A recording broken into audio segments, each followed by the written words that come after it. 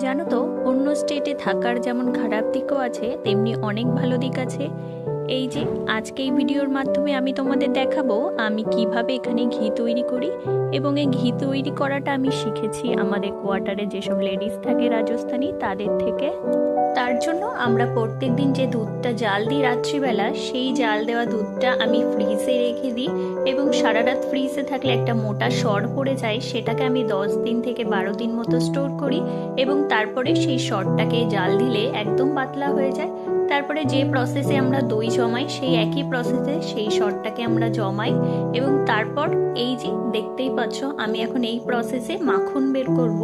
তার জন্য করতে হবে কি, তার মধ্যে দিতে হবে ঠান্ডা জল এবং ঠান্ডা জলটা আমার কম হওয়ার কারণে আমি কিছু বরফও দিয়েছি এবং এই একইভাবে ব্লেন্ডারের সাহায্যে এটাকে ফেটাতে হবে। তার ফলে দেখতে পাচ্ছ এখানটায় মাখনগুলো উপরে চলে এসেছে।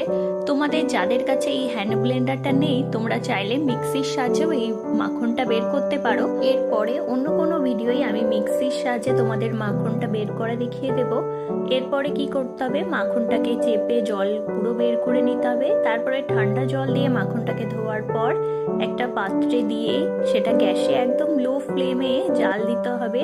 এইভাবে জাল দিতে দিতে আস্তে আস্তে ঘিটা দেখবে সুন্দরভাবে চলে আসবে। আর এক্ষেত্রে গ্যাসটাকে একদম ছোট করে রাখতে হবে এবং ধীরে ধীরে জাল দিতে দিতে দেখো আমাদের মাখন থেকে পুরোপুরি ঘিটা বেরিয়ে এসেছে। এবং ঘিটা জাল দেওয়ার পরে দেখবে ভেতরে কিছু ছাঁচ থাকে। তোমরা ঘিটা ঠান্ডা হলে একটা ছাঁকনির সাহায্যে ভালো করে ছেঁকে ঘিটা আলাদা করে নেবে। এই প্রসেসটা যদি ফলো করো তাহলে খুব সহজেই হোমমেড ঘি হয়ে যাবে।